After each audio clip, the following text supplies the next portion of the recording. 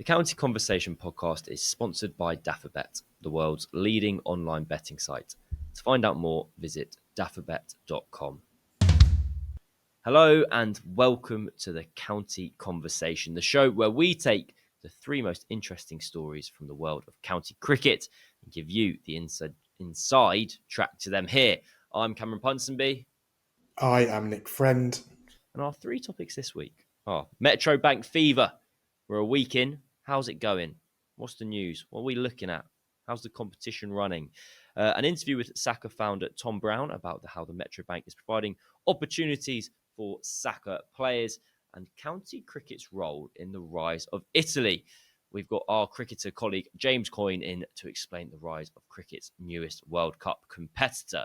But first, before we get into the Metro Bank action, we have a confirmation from the ECB of something we've discussed at length on this podcast, which is the kind of restructuring of next year. The Blast is changing in format, in length, in size. The men's and women's competition, I'm going to summarize them quickly. So the men's competition is going down to 12 group stage games from 14. There are going to be 3 groups of 6. So you play everyone in your group once, twice even, and then you play 2 other people home and away for your remaining fixtures. That's kind of just to bump the numbers up. Top 2 from each 3 groups go through to the quarterfinals, including the best 2 semi-placed finishes. I think better, not brilliant, but better. It's an improvement of the current situation where you have this really bloated group stage game, and most importantly, the finals day is now going to be played up alongside the group stage rather than waiting 7 weeks. And then the women's game, I don't really understand why they've done this, but they are also going down to 12 group stage games, despite the addition of Yorkshire. So there's going to be 9 teams and 12. I don't know why. It must have been player-led and saying we feel like we're playing a lot, but I feel like... I know it wasn't that. I don't know why it was, because they have increased the number of one-day cup games. So, Well, yeah, on the press release, the whole thing was like the women's competition stays at the same number of games because there were 2 more one-day cup games. There's 2 fewer blasts. no. The men's stuff makes complete sense, particularly when you chuck in a county championship that is likely to remain at 14 games. But the women don't have a 4-day competition, and there is certainly not too much cricket in the women's structure. There's probably too much cricket squeezed up against itself. If you think of a couple of times this year, there have basically been 2-week, 3-week breaks for international series. There's no women's, as we discussed on here last week. There's no Tier 1 cricket at all during the 100. There is the women's schedule is not bloated. It might be bloated in those few weeks when it tries to align with the men's competition and tries to run the Blast the same way the men's Blast is run, which is as we've seen, and the reason we've got this restructure is not a good way of running a competition. I can't put my finger on a good reason for why there are going to be fewer women's Blast games in a home T20 World Cup year as well. Unless the argument is that they want to give more focus to that tournament, which is going to run through June. But even so, there's going to be domestic cricket in the background. So I don't get it. It doesn't make sense, particularly given that, as Beth Brett-Wild told us on this podcast a few weeks ago, there are going to be fewer double headers with the men's games next year. So there is actually far more scope for flexibility in next year's Women's Blast than there was this year, because A, this was year one sort of teething issues, learn what works. B, it was quite tied to the men's comp because they're playing men's and women's double headers on the same day. I think in 60% of games. But by freeing itself from that, they've got more time and more scope to do what they want and to play more games. And we've specifically been told throughout, including by Beth in that interview, that the women's schedule is being tweaked, but in a way that is not contingent on the men's schedule. Being told throughout the changes to the women's schedule are broadly because there's a 9th team coming in, which was described to us, say, by Beth Brett-Wild on that podcast as 9 being an awkward number. An awkward number, of course, that the ECB did thrust upon itself. It was never the plan to have a 9th team come in 2026. So this does feel a bit. It all feels a bit odd to me because I don't quite understand why, if these two things are now separate entities, if we're not running, if the women's game has its own schedule built off its own commercial success and its own growth, I don't quite understand why we're trying to mirror what the men's comp is doing. Because I don't think those two things can both be true. I also they've moved away from the 3-team finals day where top goes straight to the final and second and third Yeah, play an elimination thing. I think Now, that's a good thing. I think that's a bad thing. I think that I think you lose. You should be rewarded for finishing first. You really, really should be, and your You are, but reward. you're playing by playing fourth. No, but then no, but that's. I'm sorry, but that's No, I'm being like facetious. I know that's not. exactly like that's not What is funny, of course, that we sat here 2 weeks ago debating on the back of Izzy Wong's specific comments that they should move away from finals day entirely, and 2 weeks later, the earliest opportunity, they've gone, nah, we're gonna do the opposite. No, I like it. I love finals day as a concept, and I enjoy. This will sound weird. I know this is not high performance. Like, I enjoy how long it is. I get why it feels weird that effectively half the teams get through to finals day. I think that's odd. rubbish. You want some jeopardy involved. There should be an element of whether it's an IPL model where first and second play for a direct route to the final, and then it's fourth, the third. Like you have to reward performance over a course of a competition, and the model where your reward for winning a league over the course of 12 games is that you just play like you could play against fourth rather than third. Like that's Well, not nonsense. only play against fourth, often you end up, and we've seen that, we're both championship football fans. As you often see, you often end up playing, if you win the group, you often end up playing a team that is flying and riding a wave because they've come into the playoffs from nowhere. Sort of the Blackpool story, as it were. Yeah, And now, actually, with the competition condensed, and playing quarters directly after the group and then the finals day basically directly after quarters, you kind of leave yourself much more open than ever to winning your group, having a couple of games off at the end because you know you've won your group, coming into the quarter on the back of very little form because you've peaked quite early in the comp to be where you are, and playing a team that won 7 of its last 8 or something to get to where it is. yeah. So it's I'm with you on that. I enjoy the men's finals day model, and I do also think that, as I said on that previous pod, I didn't think that the Izzy Wong suggestion of just having the 2 finals on the same day works. I kind of think the 100's done that one, and that the Blast does need to be recognisable as its own competition. I do agree with that. But the main moral to take away from this is that in the women's blast, we have now managed to get another 9-team group stage league system where teams don't play everyone twice. I don't know how. I don't know how this is. Just as we finally go away from a 9-team group stage in the men's comp on the basis that everyone kind of accepts it was A, time for a shake up, and um, B was causing a lot of the problems. We talked a lot about player welfare and stuff on here, and I do think people look at this and go, it's not that much of a change, just 2 games, and there's 3 groups of 6 rather than 2 groups of 9. I think the 3 groups of 6 thing is a massive factor and will change the player welfare situation quite a lot, because what it does is, and the whole point of it really has been to remove the worst journeys. So it means that Durham don't play Northants anymore in the group stage. It means that Somerset don't play Hampshire don't play Glamorgan. Those bits, those are the 4 or 5 hour journeys that players have been raining against for the last few years. You take those out, you lose a home game each. It should now be very possible, should I say, to create a competition that is pretty appointment to view, where the games are basically played on Friday and Sunday, or if you're 1 or 2 counties, Thursday and Saturday. There should be no need to be playing random games on a Tuesday night in the middle of May without telling anyone, and then being surprised when there's no one on the grounds. So we'll wait and see what the schedules are when they come out in November. But that's why it's been done. That commercial compromise will take away that game that no one's selling out, that isn't really working for anyone. And from a player's perspective, we'll take away those journeys that have made those double headers, those back-to-back games, impossible. It should mean now, for example, that Durham won't have to play on the Sunday afternoon, having played away at Birmingham the night before, Yeah, and having I get that. I get what you're saying. got home at 4 a.m. and been at the ground at 11 a.m. Like, anyone who thinks that's sensible is dumb. Like quite frankly. So they moved away from it, and they've listened, and that is the first part of this, because the championship is still nowhere near sorted. But that is a step in the right direction, I think. Right, we're done. That's enough scheduled chat for one episode. We spoke about that for longer than anticipated, but what can you do? It just riles the emotions, gets the heart rate going.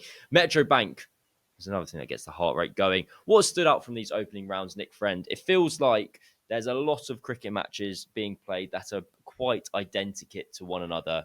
A team gets to about 160 for 4, They get to 280, 290, and then teams chase it. Teams don't chase it. The scores have been the same.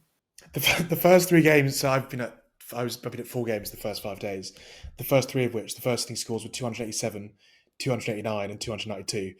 And in each of those games, there was a point of some jeopardy at like 150 for four, and someone will turn and go, "Oh, could be in trouble here." No, no, Yeah. no, they'll get 290.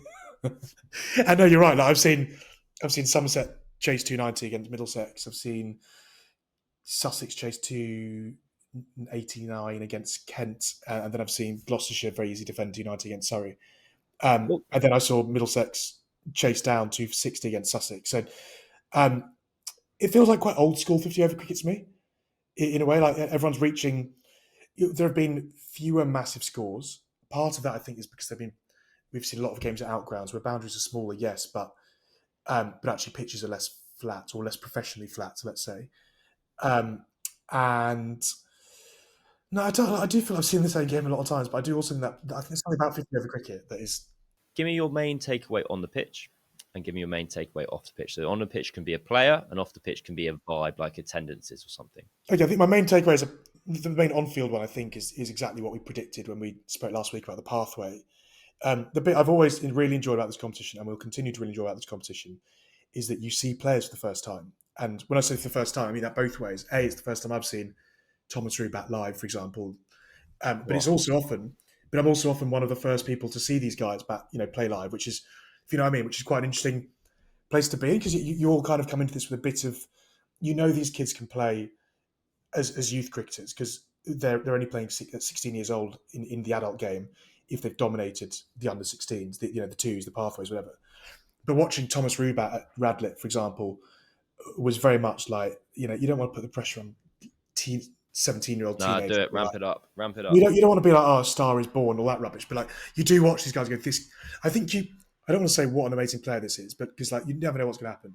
But I think what you can say is this, like some of these guys are amazingly talented, because I think talent you have, and like watching the Rue brothers back together. James has got 14 professional hundreds at the age of 21 and just makes it look painfully easy. And Thomas comes in on his list day debut and just starts reverse sweeping plates for six. And then he went, if you thought that was a one-off, he went and won a game off his own bat, 80 not out against Durham in the following game. And you keep on hearing people, including James, say that Thomas Rue is the real deal, is better than he is. That's a contractual obligation as the older sibling, by the way. He couldn't say he's worse. Maybe like, There have been, I'm there. no, but James said that last year before Thomas made his debut. I mean, there have been other guys as well. Alex Green's the really obvious one, who we've spoken about on this pod for about a year. We had James Taylor on this pod last year, and he was raving about this kid and saying to us, "You think Josh Hull's big and excitable to England? Like, wait until they see this sort of like Marshall de Lange prototype, 18-year-old, like hulking fast bowler who's got 2 5s in 2 games this year in the One Day Cup." And so I watched him bowl at 85 miles an hour in this competition last year. So I'm kind of not surprised, but I am increasingly sort of like intrigued and excited by what he's doing. There have been others, Jamie Feldman, who is not the first time I've seen him play because he's bowled at me. I've played against Jamie Feldman in a third-team club game literally 11 months ago, which is bizarre because the Middlesex 3, the MCCL 3's Prem is not known to be the breeding ground of to be talent. the breeding ground. We've all got hope yet. If anyone wants somebody who bowls 30 mile an hour left arm wrist spin, knock on the door. Slide into my DMs. No, he took 2 for on his debut against Sussex on Sunday. List day debut that is, and once again, like it's just a kid. He was an 18-year-old who wasn't really on Middlesex's radar years ago. I'm kind of going slightly the other way in that, whether journalistically and also as a fan appetitely, I've got a little bit. The palette is the same with all the stories. The story every time is this kid, this person, this does something for the first time. It makes me waver on the competition because, and I'm worried that I'm kind of sometimes can be negative about the Blast and the County Championship, basically all of them. But I do, on the one hand, I find it exciting and I enjoy watching new talent. I understand that it's not a second team competition. But on the other hand, I am going like, there are a lot of clubbies out there. Like, is this great, basically? Is that okay? Am I allowed to feel that way? No, I think a lot of it depends on the game you watch. You know, if you were at Yorkshire, Warwickshire, for example, you'd have watched Adam Lyth and Emil Hack open the batting with Will Luxon at 3 and James Walton at 4 and Don Sure. Bess and, Matt Milnes and Warwickshire very similarly with their first team, Alex Davis, Ed Barnard, Ollie Haddon Dolbeath and Bamber. Like there aren't it very much depends on the games you're watching. And I would retort to you by saying that you are commentating on Surrey in this competition. And Surrey just can't put very much into this competition because they're missing 16 players to the 100. They're missing Folkes, Sibley, Fisher, 2 injuries, plus a couple of their young lads on rookie deals as well. I think Seb Stuart Reckling's not played yet because he's been injured. That's 20 players, which at most counties is not just your entire first team, but is your entire first team squad. So um, you are choosing to watch or being paid to watch. I think the absolute extreme end of the competition. Yeah. And I don't know, I can't remember from the same group this year, but when Surrey play Essex, for example, you will watch a game that will drive you mad because Essex are picking 11 players from 12 at the moment. Um, they're missing they don't have a big squad to start with. They've got one of the smallest squads on the circuit, but they're also missing a couple of their best players, certainly white ball players, Paul Walter, Jordan Cox, Sam Cook. Well, in fact, multi-format players to the 100. They're being very careful with Jamie Porter. Simon Harmer's on paternity leave and Dean Elgar's injured. So they are absolute bare bones territory. As I say, like the worst part of this competition essentially is what you're seeing at Essex and Surrey at the moment. At the same time, I'd say when you see guys for the first time, I think that is often what you come away with. That was the first time I'd watched Ollie Sykes bat, for example, at Guildford against Yeah. Gloucestershire, and he's batting pretty much against Gloucestershire's first team and pretty much doing it on his own. They're chasing 290. They've lost Good Rory player. Burns and Ryan Patel early. And he said, what is he, 19-year-old, 20-year-old kid, stumped down the leg side for 97. And I think you can still come away from that and going, do you know what? Like this guy's going to make it to a pretty decent level. And I've watched him quite early. And you can walk away from that day and go, yeah, that Surrey team is depleted as hell, but I've still, that there is still something you can take away from it. But we already knew Ollie Sykes, I'd say. I don't know if he's the best example. I think he made it against Leicestershire last year. He has been breaking into their Red Bull and T20 Blast sides. Like he is Yeah, but very much batting down the order, not really bowling. This is him in a prime role. for sure. I understand what you're saying. On that note, you're about to talk to Tom Brown, the founder of SACA, who's kind of they're having. Well, this competition is almost tailor made for them, where teams are looking for players who are ready made professional cricketers, and they're going. We've got whole squads of them here. Would the competition benefit from a kind of unicorn style team as a whole being part of it, or if we are playing this competition, which is the kind of 1.5s as it were, surely as a shop window for those on the fringes of the professional game, that could be an amazing opportunity to prove their worth and their level against other oppositions in the same kind of sphere. That'd be my take. I think it isn't that last bit you say particularly. It feels like a no brainer because the How on earth do you fit nine? Well, how do you make a 19 team competition with 19 teams? That's what I'm saying. well, I wonder if I wonder if you bring in you could bring back Scotland or someone like that and Bring back Scotland. Come on. like there was a time when the unicorns were part of this. I think the biggest reason to do this, and Tom and I touched this in more detail um, in a minute, is that what SACA have shown through a single demographic of untapped talent is how poor a job the counties have done at recruiting the right talent and the amount of untapped talent and missed talent that we've seen fall out of the professional game. The MCCYC has just come back on a 1 month sort of pilot trial scheme that was run earlier this summer, um, and as you say, with it being a 1.5s competition, if we want to call it that, you've got to bear in mind that the two circuit more broadly has fallen off a cliff in the last few years. It's much harder for a trialist now to get signed out of twos cricket because the general assumption of twos cricket now is that the standard is on the floor, partly because trialists have to be paid, which means that a lot of counties now just pick their academies. So guys go, I scored 200 last week against your twos, and they go, well, did you see their team? You probably should have done. And that's the kind of like prevailing narrative. It's really, really hard to get. It's always really hard to get a deal as a trialist because counties also want to look after their own. They want to promote guys from their academy they've invested in. But then how does it hang on? But like the SACA lads are proving their worth in these second team fixtures. So Yes. Well, I think what's happened with Saka, and this is huge credit to Tom particularly, but to the players, to that whole pool of players who've been part of Saka for the last few years, is that because the counties now know how good Saka are, when Saka play county twos teams, they are selecting proper twos teams. They're not putting out their kids. It's a much stronger game that players are playing in now because they know that Saka is a proper breeding ground for first team players, if that makes sense. yeah, So they're getting a slightly different. They're getting a slightly different experience of twos cricket than to what a lot of other players are. If you chuck in on top of that the game loses roughly 40 pros every year at the end of a season, um, there's got to be a way, if the two circuit is not going to do that and the two circuit is not doing that, of giving players a half decent shot window. We've seen it a bit with those challenger teams that have played against counties before the T20 Blast and occasionally before the One Day Cup as well. But I don't know, I think the unicorns idea was great, and I think but even better now with the competition where it is, that genuinely there are a lot of guys now who average 100, close to 100 in the two circuit, but don't have professional contracts, who you could throw into this competition. Since some of the performances so far from guys who've just been signed out of SACA, for example, Amrit yeah, Basra yeah. whacked 80 for Derby on debut. Like, there are a lot of guys. Yeah, there are a lot of guys out there who could come in and who would like the opportunity, I suppose, to prove their worth. I'm not against it, and if it gets us closer to I don't know how it would work with the numbers, as you say, but conceptually.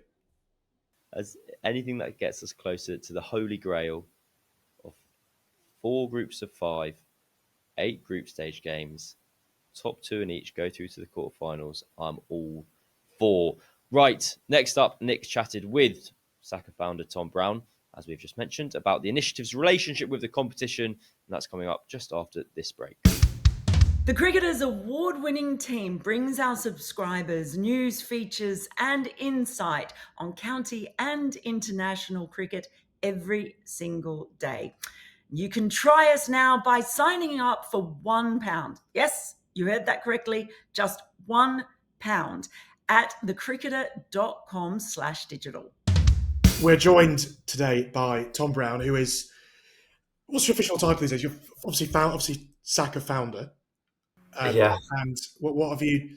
That was quite a long time ago now. What do you call yourself? I don't know. Founder, managing director, kit man, social media man, One man band. everything. Yeah, one man band. I can't say that the coaches are brilliant, but yeah, behind the scenes, yeah. Well, no, we've got you on because Cam and I have spoken the last few weeks, and then we've talked about SACA in every episode since we started talking about the One Day Cup, and probably several episodes besides. Well, and there are SACA's influence on the county game has grown and grown and grown over the last few years, and this year we've seen, I think I'm right in saying, a record high for you number of players who've been signed specifically, or at least initially, for the One Day Cup. You've got 4 grads, I think I'm right in saying, who were signed ahead of the comp, sort of for the comp, with the option of an extension. What A is that? Have I got that correct? And B, sort of what's the process been there? Yeah, so we've had 8 graduates this year, and 4 have been signed specifically for the One Day Cup. So yeah, you were right in that. And in years previous, we've managed to get 2 or 3 for the whole year. So to get 8 this year has been incredible. And then the One Day Cup's just provided such a good opportunity for these boys to showcase what they do. And like you said, then there's the option to extend for quite a few of them at the end of August. What do you put that rise down to, from the 2 or 3 every year to 8 plus? I know you've always got guys on trial, you've always got guys knocking around second teams, scoring runs, turning them out, doing what they can to become 9, 10, 11, 12, I suppose. Like, is anything changed, or is it just more and more good players knocking on more and more doors? Luck, I guess. I think so much of the current system is being in the right place at the right time, and it just so happens this year that a lot of guys have been in the right place at the right time. Obviously, it's our 4th year, so all our practices are more finely tuned, and we know what we're doing a bit more, and the counties are more aware of us, and they've seen the successes of the likes of Jaff and Cash and Zen, etc. So more eyes come back onto us, and yeah, it's almost a bit of a spiral, but a positive spiral, which is great. And I'm saying the 4 One Day Cup sort of signings this year were so Amrit Basra, Arif Shetty, Mo Rizvi, and Cameron Darrowell. Am I right in saying? So Derbyshire, Lancashire, Kent, and Gloucestershire, respectively. Is that the? Well, Cam signed a full contract, so the fourth Yeah. would be Daz, who signed with the MCCs. Yeah, who we'll touch on a bit later. Yeah. What? Tell us a bit about them. I mean, Arav Shetty, I'm obsessed by because I was flicking through. Well, in fact, Cam and I are both obsessed by. We were texting each other on Sunday because we watched him get Archie Vaughan stumped at Taunton with what looked. Well, we both. I think I messaged you straight away and said, "Is that a deuce or a caramball?" Either way, he's an off spinner with a ball that goes the other way. On each of those guys, what can you tell us a bit about them? And Amrit Basra was belting it for Derbyshire over the weekend as well. And Mo Rizvi has been knocking around the trial circuit for years, hasn't he? He's slightly older than some of those other guys, which I guess sort of almost improves his story in a way. But what are they like as cricketers for people who aren't aware of these new names? Sure. So Amrit's a really good sort of story for us in that he was the very first, a part of the very first cohort. He played in our first game, was part of the first training session. So former England 19 who played Northants Academy, didn't get a contract there, and has spent the last sort of 2-3 years, three going to 4 years now with us, trialing all round. He's genuinely dominated second team cricket, but he's done it in a way. So I think he scored just short of 2,000 runs, bowls medium pace as well, and keeper up to the stump type thing. But from a batting point of view, as we've already seen with Derby, he's very destructive. I think he got 8 80s last year and 200s, and the feedback was, you need to turn more of them into hundreds. So it's just a great example of what you have to do as a trialist to break in. And he started this season really well, and I'm so happy that Derby have taken a punt on him. And I think with the way he's going, he might be one of those that hopefully gets extended at the end of the comp. Shetts is and what's good about all those three really is they're different stories, because Shetts was part of Lancashire, didn't get signed at 18 when he left the academy, and has spent 2.5 years with us. Obviously came on tour, and he bats as well, right? I'd say he's a batter. This is the funny thing about him is that when he first played for SACA, he came in, he got 94 on debut against Northants for us, and he was warming up to bowl. And for those who haven't seen him, he's all arms and legs and a bit flair, and his back leg doesn't quite come through. But like you say, he's got this sort of flick out the front of the hand, and so he can spin it both ways. But when I first watched him bowl, it shows what I know. I was like, "What's this? Like, you're a batter." And you're a spin coach, aren't you? Yeah, exactly. Yeah, so, not doing myself too much justice there. But then he got forfeit and nearly won us the game. And then ever since then, he's been superb. And the great thing about the way that the counties have been treating SACA is because they've been putting really strong second teams against us at times. I kind of know these boys are going to go in and do well at the Metro level and beyond, because so he opened the bowling for us in a T20 against Dawid Malan and Sean Masood, who were playing for Yorkshire Twos. He bowled a maiden. And you're like, that's the type of player when you've got guys of that ilk coming off, not struggling, but saying, that was different, that's interesting. And then he whacks 80 opening the batting. You're like, this kid can really play. So he's obviously gone back to Lancashire now, full circle, which is great. And then Rizvi, the other end of the scale, in terms of, like you said, he's been trialing for years.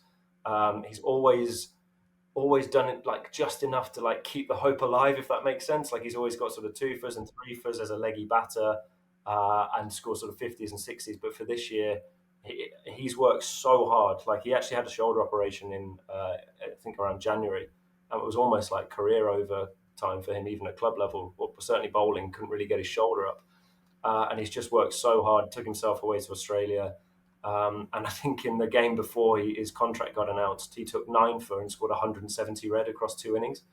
And it's that kind of, that I'm so happy that you see all that work go in, and it's just sheer weight of performances has got him through. There's no nepotism or bias or anything. He's just smashed the door down for them.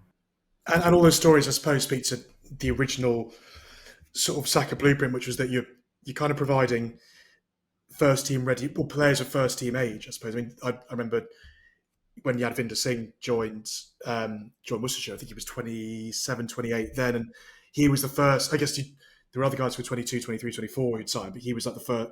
He was the oldest of that, I suppose, and probably still is, isn't he? But in terms of, I guess these guys are all that blueprint, that example to presumably the guys that you've you've still got at SACA, but also guys like with the MCCYC's revival that has just happened with led by Graham Swan, and you mentioned Daz Ahmed, who's with Gloucestershire for the One Day Cup and rookie deal. He's officially been with you, but been with the YCs as well, and he's, I suppose, another example of someone who's been in and out of systems, spent more time out than in, and has kind of got this sort of, I say second chance, probably first chance, really, isn't it? As a contracted pro at Gloucestershire on a rookie provisionally for the One Day Cup, and made his debut on, where was it, Friday at Guildford against Surrey.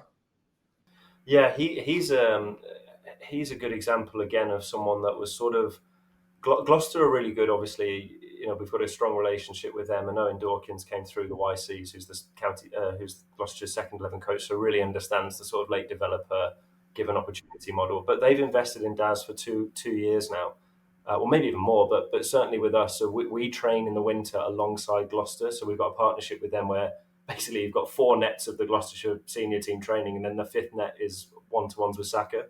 So Daz has been part of that for a few years. And again, just the rate of improvement and the return on investment that Gloucester have seen. So he's played a lot of County Twos for Gloucester.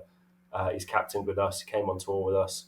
And you've just seen a guy who's kind of gone from that bits and pieces cricketer to putting on a couple mile an hour. So he's actually a viable option with the ball. And he scored his first County second 1100 for the YCs. So breaking that barrier as well. And then you see him getting this opportunity in the Metro as a sort of bowling all-rounder, I guess.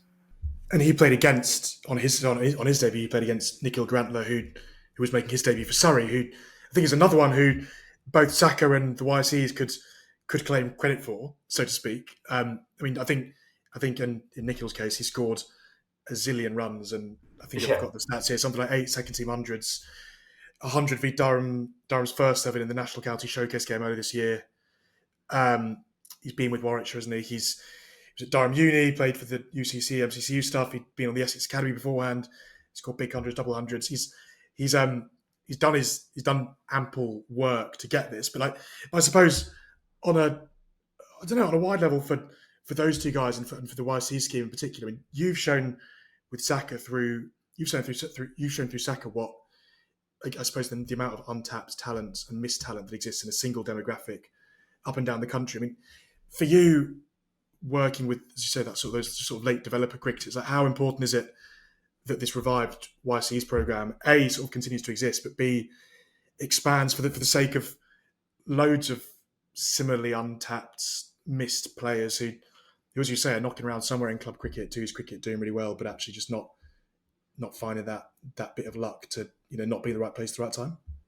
Yeah, I think it's massive because it's not a talent issue, and we've got a system at the moment that's sort of not encouraging the best players to be signed. It's encouraging to produce your own through through your own academies and join. And you're just going, look, as a game, we're missing out on so much. Not just there's the obvious stuff around late development and guys not peaking. Everyone knows that spinners, an 18-year-old spinner is not going to be at the peak of his powers for another 10, 15 years. So how we're judging them now is tough, and that's why Rizvi at 27 is a really good example of that. But the YCs being there, it almost feels like, so when I was a player, so I'm 32 now, when I was 18, 19 and didn't get signed at Warwickshire, there were options for me. I didn't take any of them, but there were at least options in terms of I could have gone to an MCCU university, but there was the Unicorns, there was the YCs itself, that was a full-time programme. And now you look and go, if you don't make it at 18, you basically have to get lucky and have a county second 11 coach's phone number. And that's madness for a professional system to be relying on talent to be able to find it rather than it find talent. So yeah, more programs like us, the Challengers, which is the best of the national counties teams, the YCs, anything like that can showcase talent that's over 18, I think is vitally important because, like you say, we're just doing it with one demographic with a lot of success. I would argue it's probably the most overlooked demographic, hence why we're doing it. But there's still talent out there.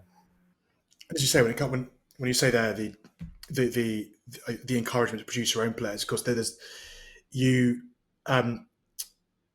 We've spoken about this before on this podcast, that what the game currently encourages is not looking after. Not say people look after themselves, but people know in a game that is in a county circuit that is fairly financially straitjacketed, everyone looks at it and goes, well, we can pay an academy, we can pay 11 academy lads can play the 2 stuff if we need them to save money. You have to pay, of course. You have to pay your trialists. For people who are listening to this, maybe don't know the ins and outs of the granular side of the 2 circuit. You have to pay your trialists, which came from which was a well-intentioned move to stop trialists being taken advantage of. But at the other end of the spectrum, has sort of led to fewer trialists being given the opportunity because counties don't want to spend money on players that they don't think they can assign. And then you go up a level from there. You can give a rookie deal to one of your own players, put a tick in the box for the academy director, maybe the 2's coach, maybe the head coach. Give yourself as the head coach a bit more time, I suppose, because you're saying you're investing in your own youth and that kind of thing, and therefore everyone who's on the outside of the system is bashing the door down on the outside but can't get in because the squad is now 22 players, whatever it might be, but 5 of them might be academy rookies who maybe aren't ready to play first team cricket, and even if they are maybe not as good as what you might be on the outside. Is that a fair way of describing sort of the challenges facing those guys? I think it's also important to highlight that that's exactly what you said at the start. You have to be first team ready because there are so many different options to, like you say, to sort of not scrimp out, but pack your second 11 as either it's developing academy lads or it's saving money, it's rehab for first 11s, and it's actually probably one of the hardest jobs in cricket being a second 11 coach because you've got about 12 different motivations of each player to balance. And the one motivation that never exists, of course, among those 12 is no one's there to be a great 2's player. Yeah, and win the game. It's like it's a strange. Speaking to trialists about this before, it sounds brutal because it's yes, cricket's a team sport, but it's probably never more individual than in 2's cricket, is it? Because everyone is you're playing the batter at the other end batting with you is after the same job that you're after, right? Yeah, there was a really good quote, and I'm glad he said it, from Zen Malik. So he got 49 on debut against Yorkshire in the Champo and won in the game. And I think the person interviewing him said, did you feel like under pressure? And he goes, this is freeing. Like being a trialist is under pressure where every game could be your last. 3 other people in the team don't want you to be there because you might take one of their jobs. Or I don't think it's that toxic, but you get that environment where we've got players. You just listed what Nick had to do to get 800s. Amrit nearly 2,000 runs. We've got a lad called Savin Pereira, again played England 19s and has scored 8 or 9 second team hundreds in the last 3 years for all sorts of counties. Yeah, and it's that kind of. That's why when they then get to the top, they thrive because we've almost created the perfect storm for how to create tough, talented cricketers. Is you put them through this horrible process. And the ones that get to the end of it are actually ready for professional cricket. And like Zen says, it's almost freeing. They can play. They've got the security of a deal behind them, and they can play the way their talent allows them to play. I can say they're not just first team ready. They're sort of first team hardened as well, I suppose. Which is you've done, as you say, done the hard bit. So when you look at someone like Vance Jani, who signed for Warwickshire earlier this year, a name that I know because I've grown up in the Middlesex leagues and know that he was with Middlesex through the age groups and scored 1 million runs at club level, went to Australia, scored 1 million runs out there, came back and scored 1 million runs for Warwickshire and got his deal. He started off, I think I'm right to say, with 40 odds in the championship and then 80 on his list A debut. I mean, for you, look at all these guys, I suppose, like how much pride is there? How much pride is there for you in these 18 grads now, male grads, and then you've got coaches as well, who've a couple of coaching grads too. Like, how much pride is there when you see, Kashif Ali is one of the best batters to watch on the circuit these days. Zen Malik's churning him out. You must have your eyes everywhere. As an actor and his line stuff. Every round you must have stream upon stream on trying to watch. Oh, yeah, it's like I work for the most nerdy MI5 where I've got different screens all up and I'm just flicking between different county streams across my desk on a Sunday. But I know pride's an interesting because we didn't think this would happen. Like this has blown even our expectations out the water. The guys, we get 18 for a start, and then they'd all do as well as they've done.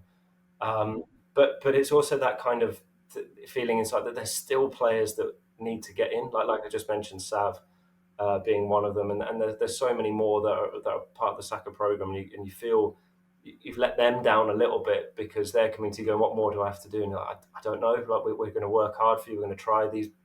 So much of the job is networking and, like you say, trying to find someone in the right position, the right time. That And because you know when someone's going to get signed, a month or two before it happens, the announcement, everyone comes in and congratulates you, but you've almost moved on from it because you've got 5 more other guys that you think are ready. So it's a really positive place for the program and the game to be in, that there's so much talent out there. But yeah, so hopefully in a couple of years we'll take stock and look back on what we've done, and then the pride can come, I guess. Because you said a couple of years, because your initial mission statement was to not exist in 2028, right? So is that what you mean? Almost sort of take stock and not exist because you've highlighted the amounts of talent out there, and the counties are doing this organically, I suppose. Yeah, the purpose was that we don't need a South Asian only program. I still think, and that will have to end. I think you become part of the problem if you have that for too long. And the counties they won't need to get their own houses in order because they're SACA, like you can go to SACA, etc. So I'm motivated to keep that, but I do think we've designed a really strong model for developing talent post 18, and whether it's the YCs, ourselves, or any other organisation that copies it, we're essentially open source. Like, come take what we do. We've been in a lot of talks with Rob Lynch and James over at the MCC about doing that effectively. They had to run a 1-month pilot this year, but I'd be interested to see what their plans for the future are, and hopefully they do something very similar to us, because it works. And then finally, if you've as part of all this, you've got a showcase festival coming up in, I don't know if I've described that correctly, coming up in the next couple of weeks. Can you just explain what that is? The cricketer are running a team. That's all I know. Yeah, basically, we thought in August there'll be no cricket because the Metro's on. So we've got these 40 or 50 talented lads sitting around twiddling their thumbs. What we're going to do, and we're basically putting on a big inter-squad competition, and the final is going to be at Bristol. But we've essentially asked the media, you guys, to come in and run the teams, including drafting the players and picking batting lineups and team mantra, whatever you want to do behind it. You guys write about it all the time. Now come put your money where your mouth is and see how good you are against each other. So we've got the Cricketer, Wisden and Cricinfo signed up to compete against each other. But yeah, like I said, we thought there'd be no cricket in August, but we've played Pakistan A 2 weeks ago at Canterbury, Glamorgan, Gloucester and Warwickshire. So it's actually been a mad month.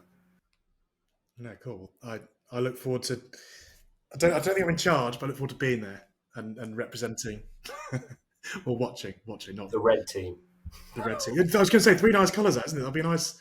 What, yellow, red, and light blue. That'll look good. But no, looking forward to it.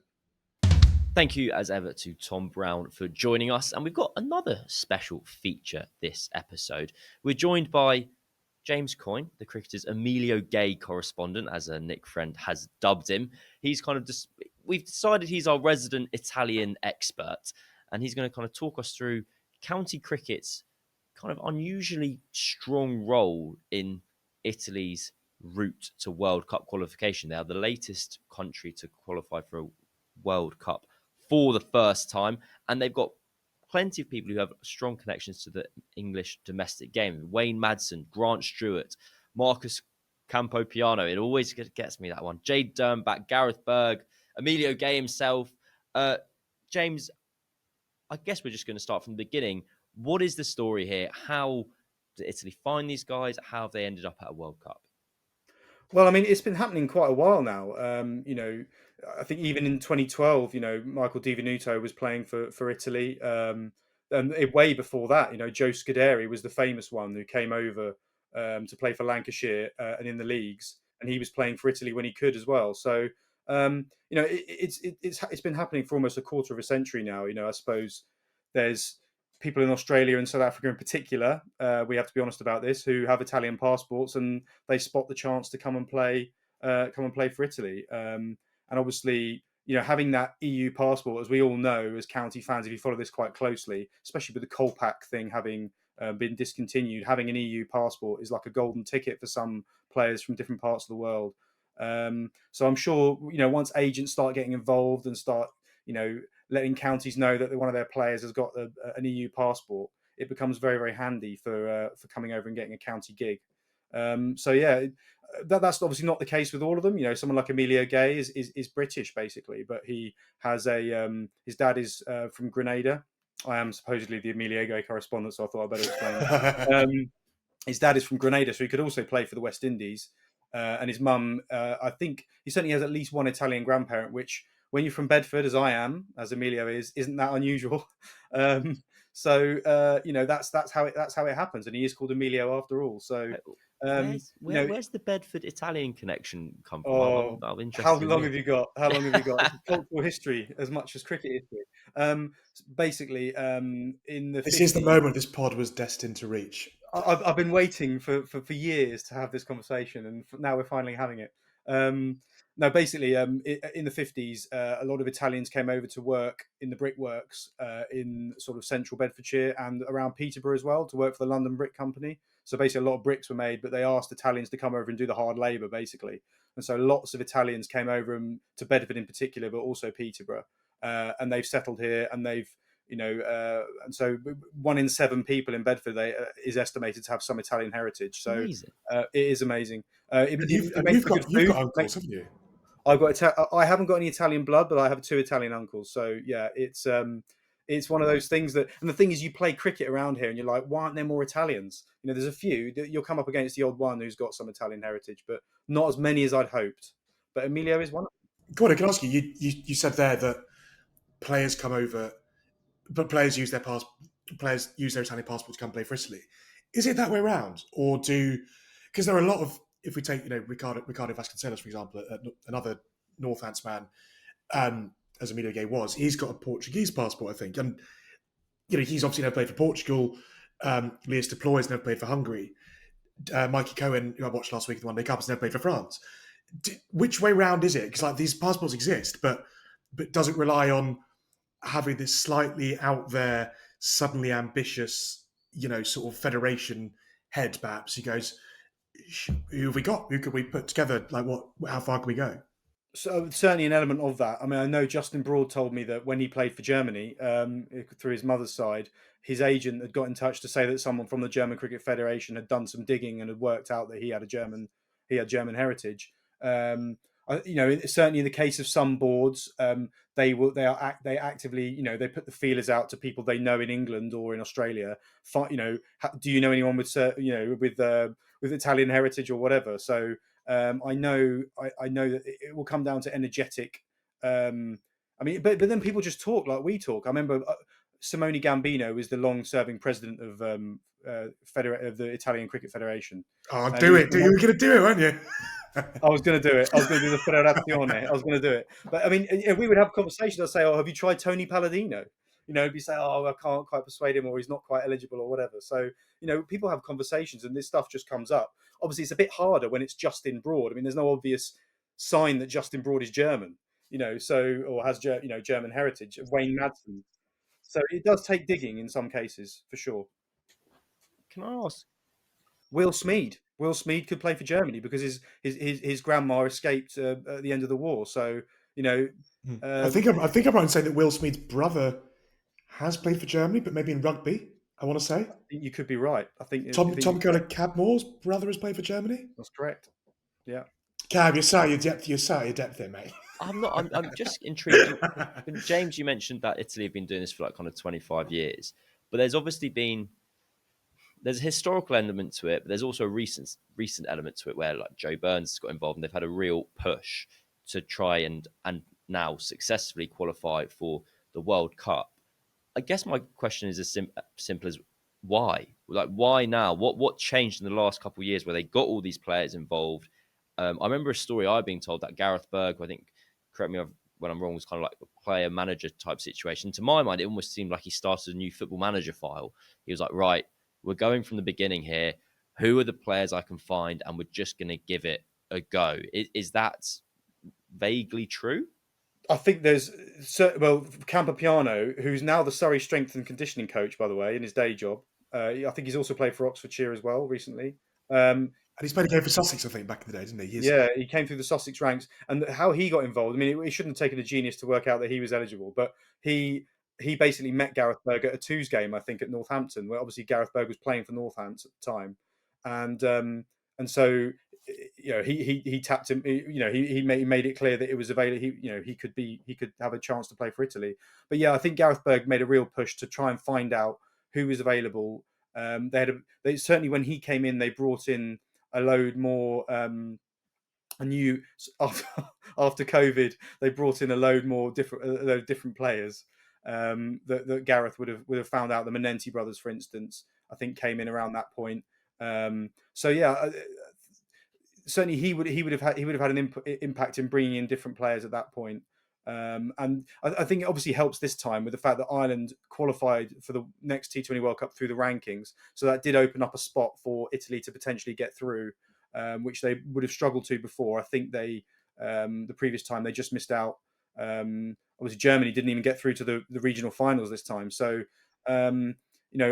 obviously certain things need to happen. The expansion of the T20 World Cup to 20 teams helps. The ending of a global qualifier, settling it on regional qualifiers rather than the global qualifier, that sort of thing helps. And so I suppose that's why it's happened now. But having Joe Burns in charge, John Davison's the new head coach.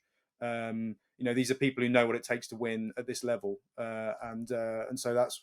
But having said that, I think they really have got their work cut out because they're going to be going to India and Sri Lanka.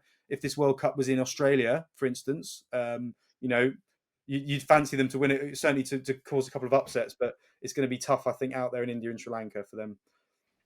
That's one of the bits I love. I interviewed one of Italy's stars, Thomas Dracca, or Draccia, I think is how you pronounce it, who's one of the most interesting names in this weird squad. In that his surname is Yugoslavian, his father's Yugoslavian. He's ex-university. His grandparents, I think, were tomato farmers somewhere in sort of in some Neapolitan village, and he grew up in Australia, being coached by Dennis Lilly. And it's a bizarre story that somehow reached uni in England, which has given the base,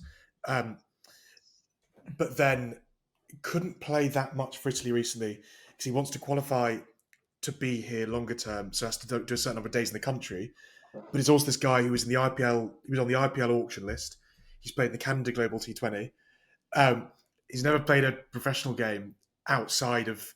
Never played a professional game in Australia or England, which was his two bases, I suppose. And he's, as you say, he's another one of these guys you wouldn't look at and think he's got an Italian heritage. I think he is one of these examples of guys who has actually gone himself to this growing thing and said, by the way, I'm available kind of thing. Mm-hmm. It's through his grandparents. But he was, the fascinating thing about speaking to him, I try and dig up the story to try and remember the name of the publication, but he ended up being interviewed by, what's it called? The La Gazzetta dello Sport. Brilliant. Which is the 102. I did an Italian degree, or a languages degree at least. Sporadically breaking out into Italian accent. Brilliant. Yeah. He and what's interesting there is that's you'll have heard of that publication because it's been like the football, it's like L'Equipe, but it's been massive in Italy for 130 odd years, and they've never touched cricket because, frankly, why would they? And suddenly, by accident, they've got a national team of county stalwarts. And they're interviewing guys, and they're doing feature interviews with cricketers. You've got people picking up this paper, being like, "What the hell is this sport?" Let alone who the hell is this guy? But it's interesting because Coyne and I have both worked in South American cricket. This is taking really weird turns here. Coyne has written a book about South American cricket, Latin American cricket, a brilliant book. The name of which I've forgotten as I went to plug it. Evita burned down our pavilion. There you go, yeah, perfect. That's went nicely. Even I remembered that. Thank God. I knew it was. I was going to say Peron, but it's Evita. We deliberately chose a memorable title, but then never mind. I was going to say Peron, not Evita, but I spent a year as the assistant coach of the Argentine national team, and the one thing that I think we can both vouch for is that there will be people within associate cricket certainly, and probably even within Italian cricket who don't look at this story as the romantic, feel-good underdog tale that from the outside, the casual fan goes, how cool is it, Italy in the World Cup? There'll be a lot of people who, there are people who turn their nose up at the idea of having some English kid helping coaching in Argentina. There will absolutely be, in Argentina were a similar story in a sense, in that they were this team that overachieved massively for a few years, with the difference being they were entirely, it was 99% an Argentine side. They had a great couple of years, and they got to World League Div 3, Div 2, played Afghanistan on their rise, etc. Mohamed Nabi has played in Buenos Aires, for example, like that. But they didn't have there was nothing behind them, and they're now back where they started, kind of, because there was no. It was a great team rather than a pathway. You sense that's obviously where Italy are with, the likes of Wayne Manson.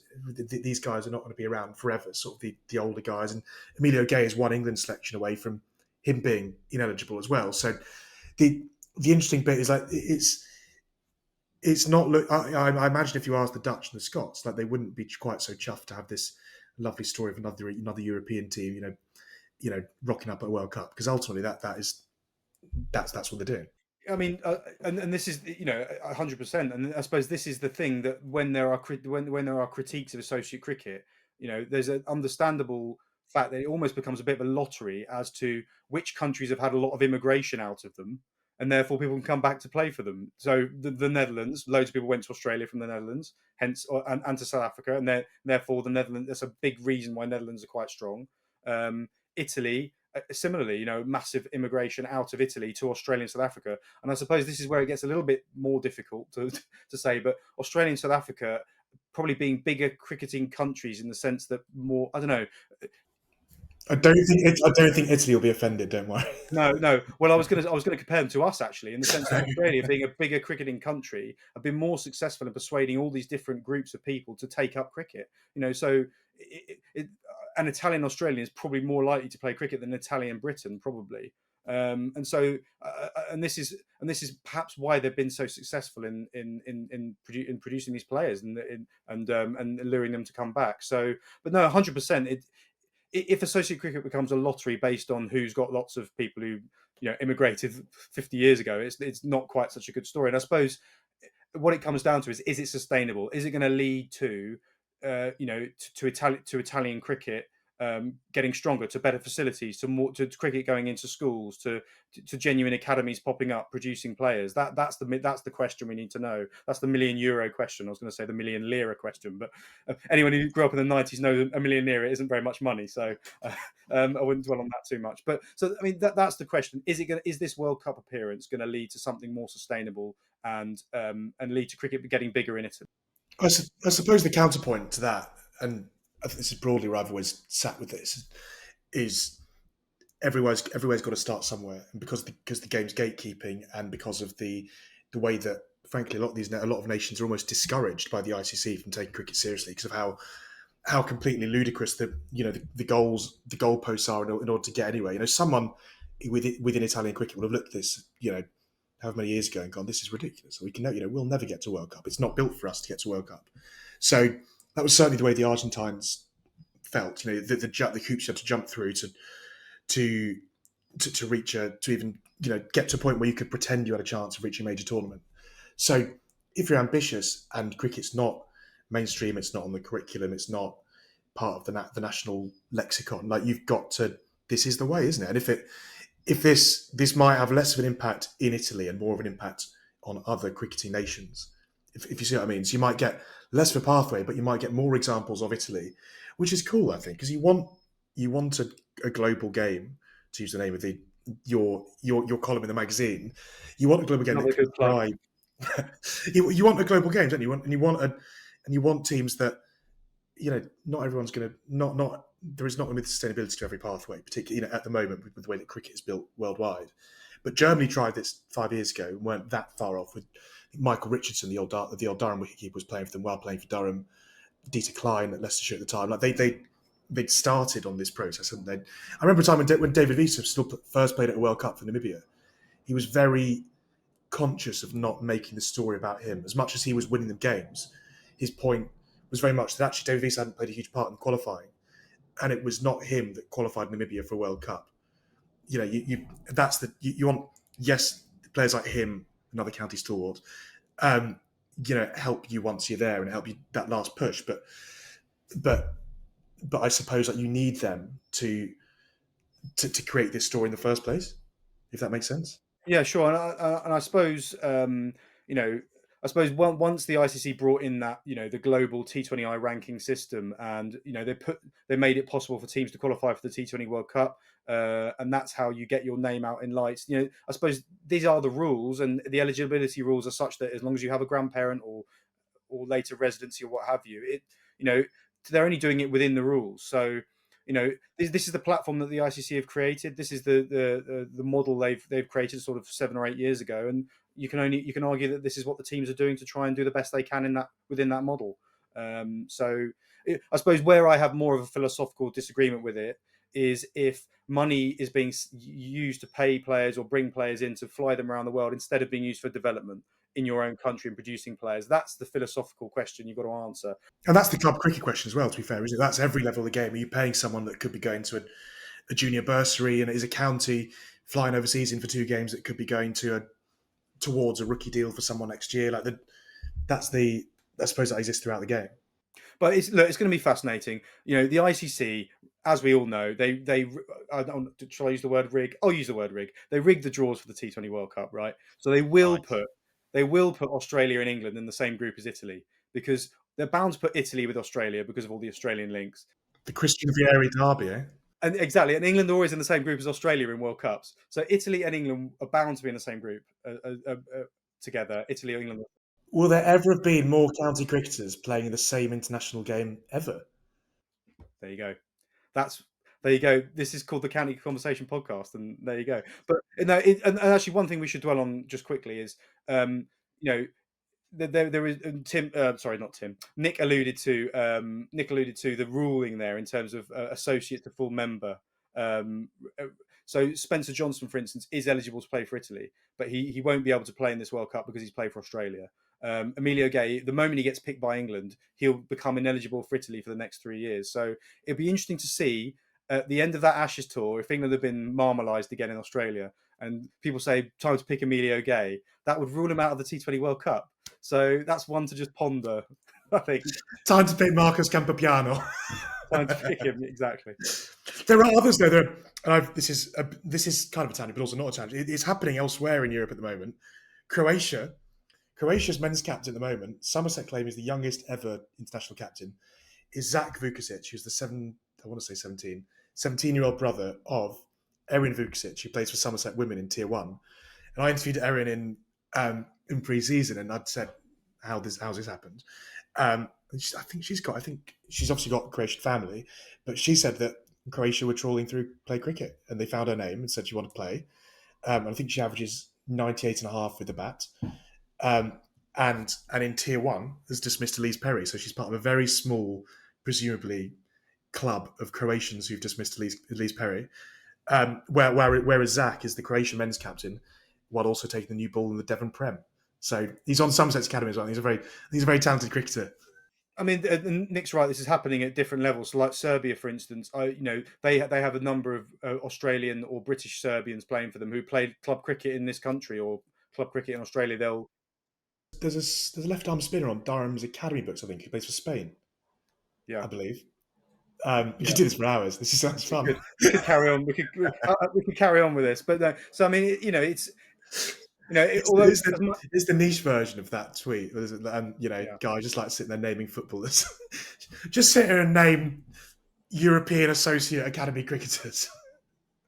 So, but you're right to raise the point. It's is this what associate cricket should be for? And a lot of people won't like it if they just see players being bussed in and with negligible links to the country. But I suppose you've got to buy into what you're doing and what you're trying to produce and what you're trying to get to in the end. If the players buy into that, I think that's probably all you can ask individuals, really. And Connor, you are of course the deputy editor of the magazine as well.